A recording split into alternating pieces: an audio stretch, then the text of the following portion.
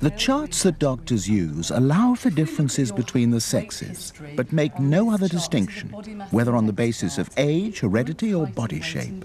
No suggestion, in fact, that the point where weight becomes unhealthy might vary from one person to the next. Today, more and more people are beginning to see medical charts as unscientific, impersonal, even dangerous. David Alexander is in peak condition. He is 5'8" and weighs 250 pounds, 100 pounds more than the recommended ideal for someone his height. And yet he is training for one of the most grueling competitive sports, the triathlon.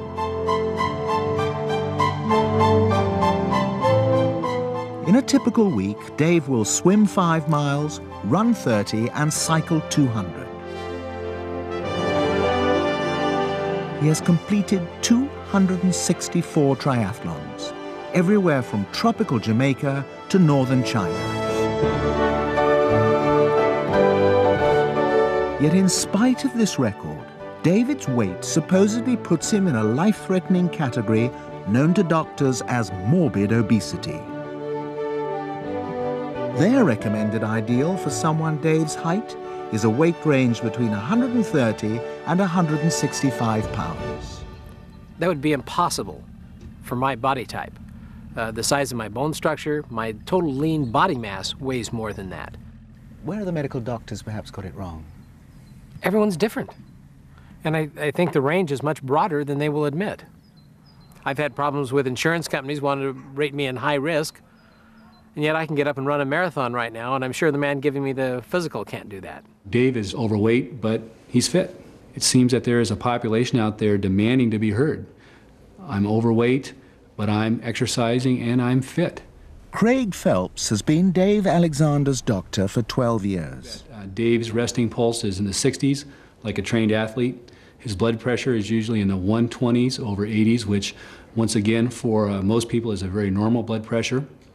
We've exercised him to the point of exhaustion on the treadmill many times to check to make sure there's no risk of any obvious cardiovascular disease, and that has turned out normal.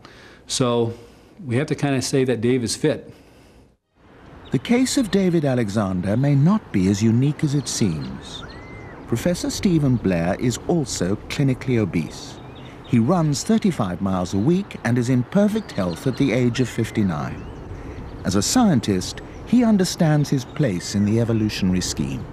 I think I'm probably very well suited to a life as a serf on the Russian steppes. I am strong, I can work hard, I conserve body mass, I could probably make it through the famine.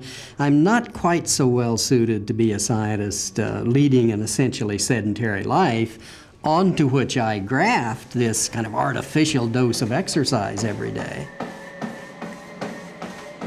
Since 1970, 25,000 people of all shapes and sizes have passed through Professor Blair's Dallas laboratory. Their fitness levels were measured, and their subsequent medical histories closely followed for the next 8 years. The results fly in the face of medical orthodoxy. Surprisingly, we found that the men who were fat, but who were also fit, actually had no increased mortality rate.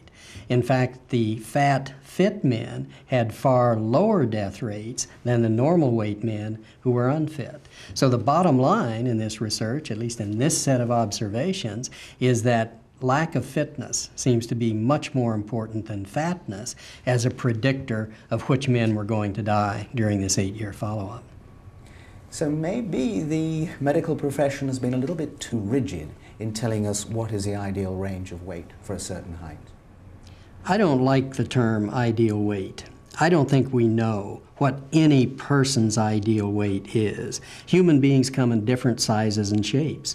On any characteristic you care to name, there's tremendous variation from eye color to hair color for those who have hair and those who don't have hair. And we vary. Some of us are short and stocky. Some are tall and skinny.